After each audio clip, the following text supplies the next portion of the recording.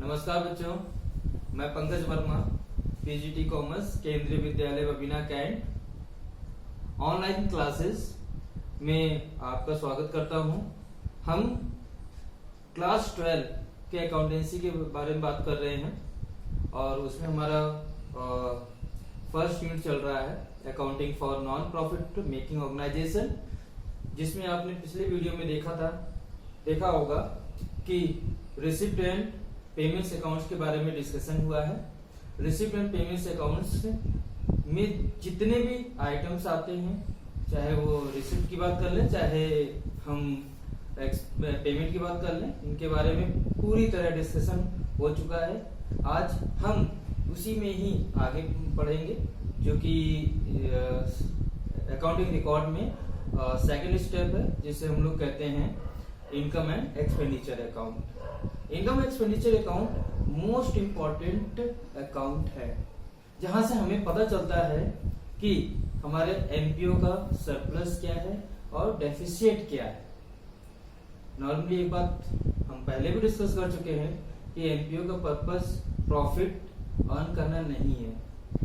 बस हम लोग सिर्फ जानना चाहते हैं कि हमारे इनकम एक्सपेंडिचर पर कितना ज्यादा है या हमारा एक्सपेंडिचर इनकम पे कितना ज्यादा है, ये हम जानना चाहते हैं। इसी में ही हम लोग आगे बढ़ते हैं और आगे डिस्कस करते हैं।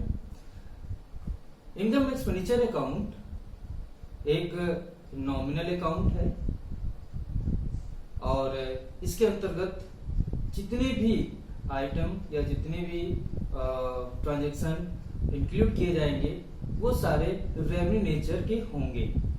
इसमें हम रेवेन्यू नेचर के सारे ट्रांजैक्शन को इंक्लूड करेंगे। आगे हम इसमें और भी डिटेल में जानने की कोशिश करेंगे।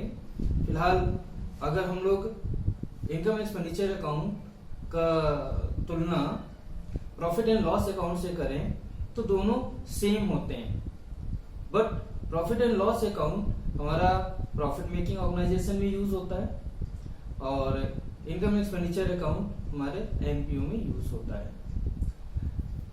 प्रॉफिट एंड लॉस अकाउंट से आपको रिजल्ट नेट प्रॉफिट या नेट लॉस मिलेगा और अगर हम इनकम एक्सपेंडिचर अकाउंट की बात करें तो यहाँ पर आपको सरप्लस या डेफिसिट के बारे में पता चलेगा।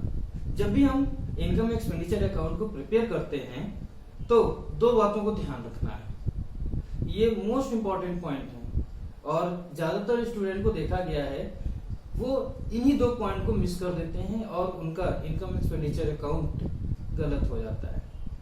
तो ये दो बातें ध्यान रखिए। फर्स्ट, जब भी आप इनकम एक्सपेंडिचर अकाउंट को प्रिपेयर करने जाइए उस समय आपको रेवेन्यू नेचर रिसिप्ट या इनकम लेनी है, रेवेन्यू नेचर आपको पेमेंट या एक्सपेंडिचर लेना है। सीधी सीधी बातों बात करें तो इनकम एक्सपेंडिचर अकाउंट में आपको रेवेन्यू नेचर इनकम और रेवेन्यू नेचर एक्सपेंडिचर ही लेने हैं। इसके अलावा आपको अदर जैसे कि कैपिटल नेचर इनकम या कैपिटल नेचर एक्सपेंडिचर को कभी भी इनकम एक्सपेंडिचर अकाउंट में शो नहीं करते हैं। इसके अलावा जो दूसरी बात यह है कि इनकम एक्सपेंडिचर अकाउंट एक स्पेसिफिक अकाउंटिंग ईयर के लिए प्रिपेयर किया जाता है, तो आपको रेवेन्यू नेचर इनकम उस स्पेसिफिक अकाउंटिंग पीरियड के ही लेने हैं। इसी तरह रेवेन्यू नेचर एक्सपेंडिचर भी उस स्पेसिफिक पीरियड के ही लेने हैं, चाहे आपको रेवेन्यू नेचर इनकम मिल गया हो या ना मिला हो। अगर उस अकाउंटिंग पीरियड से रिलेटेड हैं तो आपको इनकम एक्सपेंडिचर अकाउंट में शो करना पड़ेगा।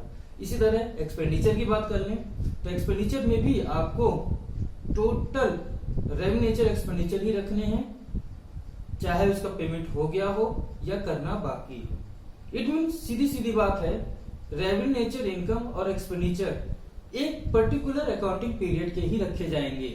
ये हमारा मैजिक कॉन्सेप्ट के अकॉर्डिंग इस बात को हम लोग फॉलो करेंगे। आगे बात करते हैं कि यहाँ से रिजल्ट क्या आता है। रिजल्ट मतलब कि यहाँ से हमें क्या प्रॉफिट होगा या लॉस होगा। तो एक्चुअली में यहाँ पर प्रॉफिट और लॉस की बात तो नहीं कर सकते, बट हम लोग यहाँ पर सरप्लस की बात जरूर करेंगे। अगर आपका इनकम साइड ज्यादा है तो जाहिर सी बात है सरप्लस का रिजल्ट आएगा। इसी तरह अगर आपका एक्सपेंडिचर साइड का ज्यादा है तो आपका डेफिसिट रिजल्ट आएगा।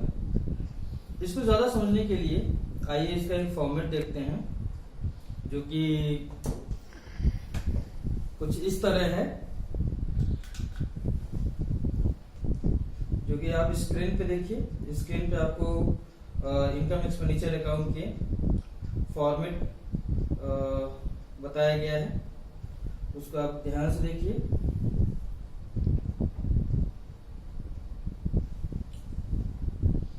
कुछ इस तरह आपको इनकम एक्सपेंडिचर अकाउंट प्रिपेयर करना है। अगर आप इनकम एक्सपेंडिचर अकाउंट के फॉर्मेट को देखिए तो इसके दो पार्ट हैं, एक है डेबिट पार्ट, दूसरा है क्रेडिट पार्ट। इसके जो फर्स्ट टू कॉलम है वो है डेबिट पार्ट और इसके जो सेकंड टू कॉलम है वो है क्रेडिट पार्ट। सबसे पहले आप ऑर्गेनाइजेशन का नाम लिखेंगे, किस एनपीओ के अंतर्गत आप इसको बना रहे हैं उसका नाम, फिर इनकम एक्सपेंडिचर की हेडिंग, इसके बाद किस ईयर के लिए प्रिपेयर हो रहा है वो ईयर आपको मेंशन करना है। ज्यादातर स्टूडेंट इस चीज को मेंशन नहीं करते हैं, जो कि वो खुद ही नंबर को डिटेक्ट कराने के लिए एग्जामिनर को ऑफर देते हैं, तो इससे बचें। आप ऑर्गेनाइजेशन का नाम, इनकम एक्सपेंडिचर अकाउंट हेडिंग और किस ईयर के लिए आप प्रिपेयर कर रहे हैं वो ईयर आपको शो करना होगा। इसके बाद फर्स्ट टू कॉलम जो कि डेबिट का है, उसमें जहां हम लोग पर्टिकुलर लिखते हैं वहां पर एक्सपेंडिचर लिखा जाएगा। एक्सपेंडिचर को मेंशन करिए, रुपीज। आफ्टर दैट उसका जो दूसरा कॉलम है उसमें इनकम और रुपीज। ये जो इनकम पार्ट है वो क्रेडिट पार्ट है। एक्सपेंडिचर में अगर आप थोड़ा गौर से देखेंगे तो यहाँ पर जितने भी ट्रांजैक्शन दिए गए हैं ये सारे रेवेन्यू नेचर हैं, और रेवेन्यू नेचर हैं एक ही अकाउंटिंग पीरियड के। अगर हम अकाउंटिंग पीरियड 2018-19 लेते हैं तो यहाँ पर जितने भी एक्सपेंडिचर होंगे 2018-19 के होंगे, और 2018-19 में जितने आपने पेमेंट किए हैं वो तो आएंगे, और जो पेमेंट करने रह गए हैं जो कि उस पर्टिकुलर ईयर से संबंधित हैं, इट मीन 2018-19 संबंधित हैं, तो उन्हें भी आपको यहाँ शो करना है। सीधी सीधी बात यही है कि आपको स्पेसिफिक अकाउंटिंग ईयर के सारे एक्सपेंडिचर शो करने हैं।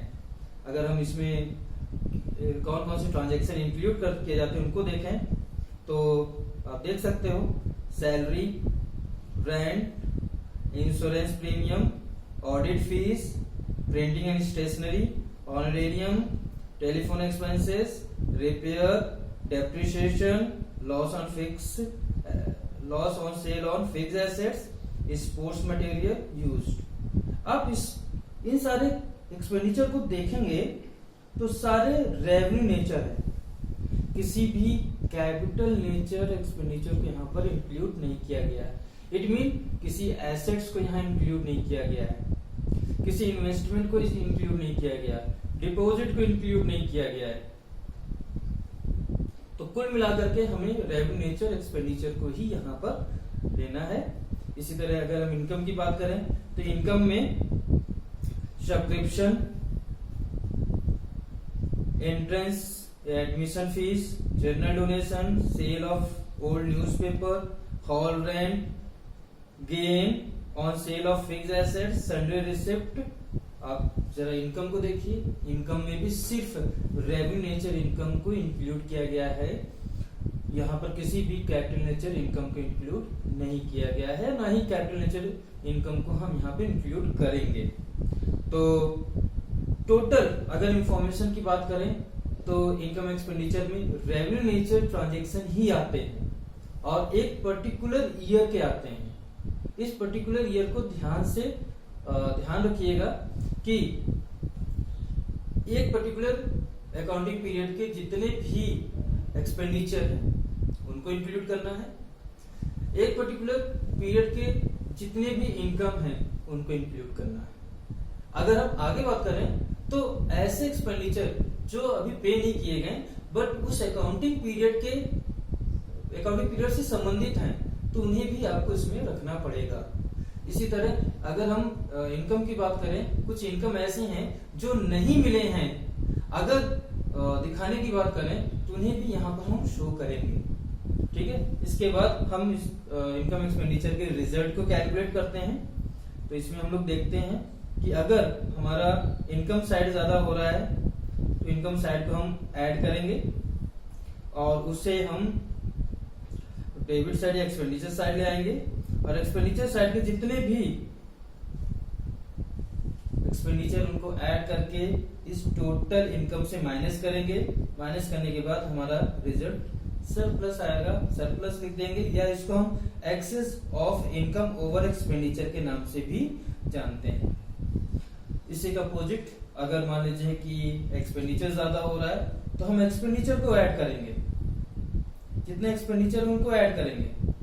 ऐड करने के बाद उस चीज को हम इनकम साइड ले जाएंगे और इनकम साइड जितने भी इनकम हैं इनको हम ऐड करेंगे और ऐड करने के बाद उनको हम एक्सपेंसेस से माइनस कर देंगे और जो भी डिफरेंस आएगा उसको हम डेफिशिएंट कहेंगे और डेफिशिएंट को हम excess of expenditure over income के नाम से भी जानते हैं। तो ये रही इंफॉर्मेशन कि इनकम एंड एक्सपेंडिचर अकाउंट कैसे प्रिपेयर किया जाएगा, उसका फॉर्मेट क्या है।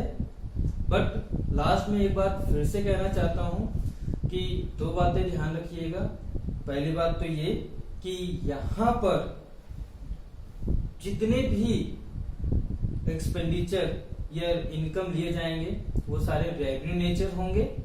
दूसरी बात, यहां पर रेवेन्यू नेचर एक्सपेंडिचर और इनकम वो दोनों टोटली लिए जाएंगे और टोटली लिए जाएंगे जो कि एक पर्टिकुलर अकाउंटिंग पीरियड के होंगे। इस अकाउंट में हम किसी भी एक्सपेंडिचर को जो प्रीवियस ईयर है उसको इंक्लूड नहीं करेंगे। इसी तरह कोई भी रेवेन्यू नेचर एक्सपेंडिचर जो नेक्स्ट ईयर से रिलेटेड हो रहा है उसको भी हम इंक्लूड नहीं करेंगे।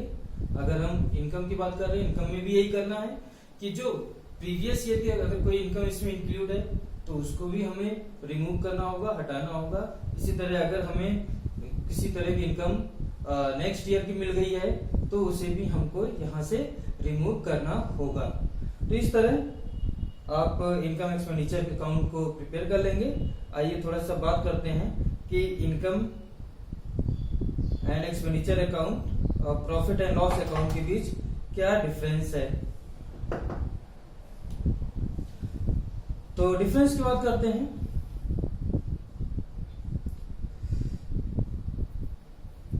तो पहले तो हम लोग ऑब्जेक्ट की बात कर लेते हैं। क्या ऑब्जेक्ट है? इनकम एंड एक्सपेंडिचर का ऑब्जेक्ट सरप्लस और डेफिसिट कैलकुलेट करने के काम आता है और प्रॉफिट एंड लॉस अकाउंट का जो पर्पस है वो नेट प्रॉफिट और नेट लॉस कैलकुलेट करने की बात करता है। इसी तरह अगर हम लोग प्रिपेयर की बात करें, कौन ऑर्गेनाइजेशन प्रिपेयर करती है उसको थोड़ा सा ध्यान देना है।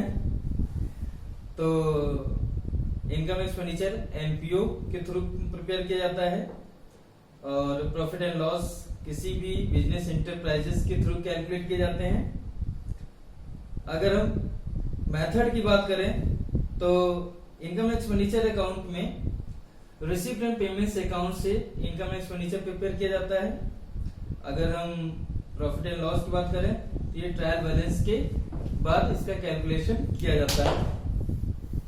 बैलेंस की बात करें तो यहाँ पर बैलेंस आपका इनकम एक्सपेंडिचर में सरप्लस या डेफिसिट आएगा और अगर हम प्रॉफिट एंड लॉस अकाउंट की बात करें तो वहां पर नेट प्रॉफिट या नेट लॉस कैलकुलेट होगा। इसके बाद थोड़ा सा और आगे बात करते हैं। ये तो रही इनकम एक्सपेंडिचर और प्रॉफिट लॉस अकाउंट के बीच में डिफरेंस की बात रही। अब हम लोग थोड़ा सा बात कर लेते हैं रिसिप्ट एंड पेमेंट्स अकाउंट और इनकम एंड एक्सपेंडिचर अकाउंट में डिफरेंस। ये मोस्ट इंपॉर्टेंट है, कई बार एग्जाम में ये पूछा गया है, जिसमें आपके कुल मिलाकर के 8 डिफरेंस हैं। ठीक है, तो एक एक करके देख लेते हैं। फर्स्ट, अगर हम बेसिस की बात करें, purpose, receipt and payments account का जो पर्पस है वो ये पता करना है कि हमारे पास कैश या बैंक कितने बचे हैं, ईयर के एंड में कैश और बैंक कितने बचे हैं। इसके बाद अगर हम इनकम एंड एक्सपेंडिचर की बात करें तो ये हमेशा नेट रिजल्ट की बात करेगा। इट मीन यहाँ हम लोग पता करने की कोशिश करेंगे कि सरप्लस हो रहा है कि डेफिसिट हो रहा है। नॉर्मली ध्यान रखिएगा कि हमारा पर्पस प्रॉफिट या लॉस को कैलकुलेट नहीं करना है, हमारा पर्पस सिर्फ और सिर्फ ये पता करना है कि एक पर्टिकुलर पीरियड में हमारा सरप्लस या डेफिसिट कितना हो रहा है, हमारे इनकम एक्सपेंडिचर पे कितने ज्यादा हैं या एक्सपेंडिचर हमारे इनकम पे कितने ज्यादा हैं। नेचर की बात करें तो रिसिप्ट एंड पेमेंट्स अकाउंट जो कि रियल अकाउंट या फिर कहिए कि रियल नेचर का होता है, और प्रॉफिट एंड लॉस अकाउंट जो कि नॉमिनल अकाउंट के रूप में होता है। फॉर्म की बात करें तो डेबिट साइड हमारे रिसिप्ट होंगे और क्रेडिट साइड हमारे पेमेंट होंगे रिसिप्ट एंड पेमेंट्स अकाउंट में। इनकम एंड एक्सपेंडिचर अकाउंट में डेबिट साइड एक्सपेंडिचर होंगे और क्रेडिट साइड हमारे इनकम होंगे। बैलेंस की बात करें तो रिसिप्ट एंड पेमेंट्स अकाउंट में बैलेंस सीडी आएगा, बाय बैलेंस सीडी या टू बैलेंस सीडी आएगा। लेकिन अगर हम इनकम एक्सपेंडिचर की बात करें तो यहाँ पर डेफिसिट या सरप्लस तो आपके बैलेंस आ सकते हैं, लेकिन ये आपके रिजल्ट है, बैलेंस नहीं रिजल्ट है। After that capital nature revenue nature item की बात करें तो receipt and payments account capital nature और रेवेन्यू नेचर दोनों ही आइटम को इंक्लूड करता है, बट इनकम एक्सपेंडिचर अकाउंट सिर्फ रेवेन्यू नेचर आइटम के इंक्लूड करेगा। इट मीन रेवेन्यू नेचर आपके इनकम होंगे, रेवेन्यू नेचर आपके एक्सपेंडिचर होंगे। कंटेंट्स की बात कर लेते हैं तो इसमें चाहे प्रीवियस ईयर के रिसिप्ट हो या पेमेंट हो या करंट ईयर के रिसिप्ट पेमेंट्स हो या नेक्स्ट ईयर के रिसीवेबल पेमेंट्स हो, तो यहाँ पर तीनों को हम यहाँ पर इंक्लूड करते हैं। बट अगर हम बात करें इनकम एक्सपेंडिचर अकाउंट की तो उसमें सिर्फ और सिर्फ करंट ईयर के रेवेन्यू नेचर इनकम और रेवेन्यू नेचर एक्सपेंडिचर इंक्लूड होते हैं। ध्यान रखिएगा सिर्फ करंट ईयर के, वो भी अगर इनकम की बात करें तो जो रिसीव्ड हैं वो तो रहेंगे ही रहेंगे, जो रिसीवेबल हैं करंट ईयर से रिलेटेड हैं उनको भी इंक्लूड करना है। इसी तरह एक्सपेंडिचर की बात करें तो यहाँ पर भी जो पे हो गए उनको तो इंक्लूड करना ही करना है, और जो पेबल हैं उनको भी इंक्लूड करना है अगर वो करंट ईयर से संबंध रखते हैं तो। Adjustment, receipt and payments account में किसी भी तरह का एडजस्टमेंट नहीं होता है। इसी तरह अगर हम इनकम एक्सपेंडिचर की बात करें तो यहाँ पर कई तरह के एडजस्टमेंट करने पड़ते हैं, जैसे प्रीपेड एक्सपेंसेस से रिलेटेड, आउटस्टैंडिंग एक्सपेंसेस से related, accrued income and income received in advance. Depreciation की बात करें तो